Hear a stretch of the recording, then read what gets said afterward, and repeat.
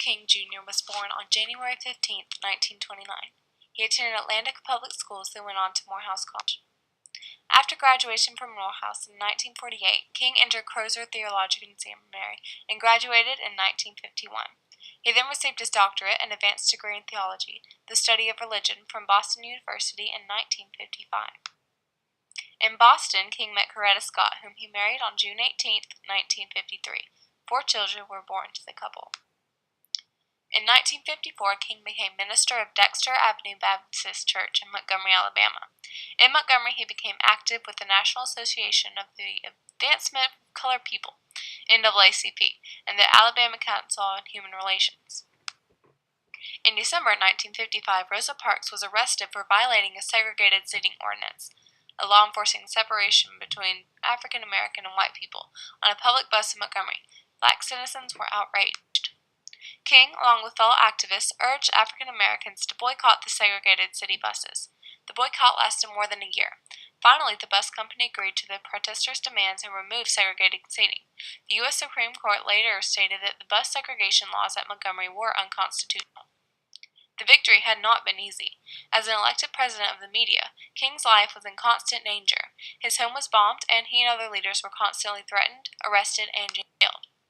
In January 1957, approximately 60 black ministers assembled in Atlanta to form the Southern Christian Leadership Conference to continue the civil rights fight. The conference sponsored 21 mass meetings in southern cities as part of a crusade for citizenship. King was now traveling constantly, speaking for justice throughout the country. A year later, King visited India with the invitation from the Prime Minister. King had long been interested in the nonviolence practiced by Gandhi, yet when they returned to the U.S., the civil rights struggle had become much more intense. Violent resistance by whites to the nonviolent efforts of black demonstrators filled the newspapers. In February 1960, the sit-in movement started in Greensboro, North Carolina. African American students began this nonviolent protest by sitting in the white-only lunch counters in city stores. The movement quickly spread throughout much of the South. On April 15, 1960, the SCLC called a meeting of sit-in leaders to organize the movement. King urged the young people to continue using nonviolent means. By 1960, the sit-ins had succeeded in ending segregation by lunch counters in 27 southern cities. In October 1960, the SCLC decided to increase their efforts to get African Americans registered to vote, use boycotts to gain fair employment, and work to end segregation in public places. A popular department store in Atlanta, widely known for its policy of segregation, was the first goal in this renowned effort. When King and 75 students entered the store and requested lunch counter service, he and 36 others were arrested. However, Atlanta's mayor worked out a truce and charges were dropped. But King was in prison for breaking the terms of his court supervision that resulted from a traffic offense violation. Soon the Congress of Racial Equality, SCLC, and SNCC joined together to form the Freedom Ride Coordinating Committee with King as chairman. The idea was to put the sit-ins on the road by having pairs of blacks and white volunteers board interstate buses traveling through the South. This would test a new federal law forbidding segregated bus stations. A great deal of violence resulted as resisting whites overturned and burned buses, assaulted the Freedom Riders, and attacked newsmen. Many of the arrested riders chose prison rather than pay fines. However, this protest worked in forcing the Interstate Commerce Commission to enforce laws against segregation. On May 2, 1963, some 6,000 school children marched to demonstrate against school segregation.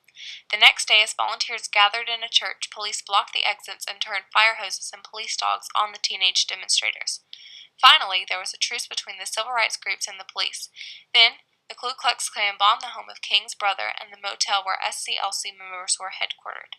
Enraged, black citizens rioted and Alabama state troopers moved in and set up undeclared martial law. King and SCLC personnel continued to urge nonviolence, but more violence erupted when white racists refused to obey federal school integration laws. The worst came when a bomb thrown into an African American church killed 4 little girls. The year 1963 continued to be eventful with the struggle for civil rights.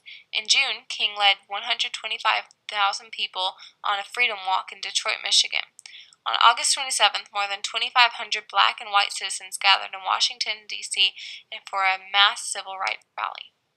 There, King delivered his famous Let Freedom Ring address. The same year, he was featured as Time Magazine's Man of the Year. In 1964, King and his followers moved on to St. Augustine, Florida, one of America's most segregated cities. After weeks of nonviolent discriminations and violent counterattacks by whites, a committee was set up to move St. Augustine toward desegregation. In December 1964, King received the Nobel Peace Prize. In 1965, the SCLC concentrated its efforts in Alabama. The first target was Selma, where only a handful of black citizens had been allowed to vote. King urged President Johnson to rush the Voting Rights Act and announce a march from Selma to Montgomery to demonstrate the black people's determination to vote. Alabama Governor George Wallace refused to permit the march, and the 500 people who gathered to march were beaten by state troopers. Nonetheless, the march continued, and Selma's black citizens were joined by hundreds of black and white protesters from other states. On March 21, 1965, more than 10,000 people followed King from Selma toward Montgomery. Only 300 were allowed to make the full 4-day march, but they were joined together by another 25,000 in Montgomery for the final leg to the Capitol to present a petition to Governor Wallace. Although committed to nonviolence and civil rights, he was also troubled about the American involvement in the Vietnam War. He soon found himself pushed towards leadership in anti-war groups. In 1967, King began speaking directly against U.S. involvement in the Vietnam War. King and other activists began planning a Poor People's March. The march was to be held in Washington, D.C. on April 22, 1968, to bring together the interests of the poor of all races.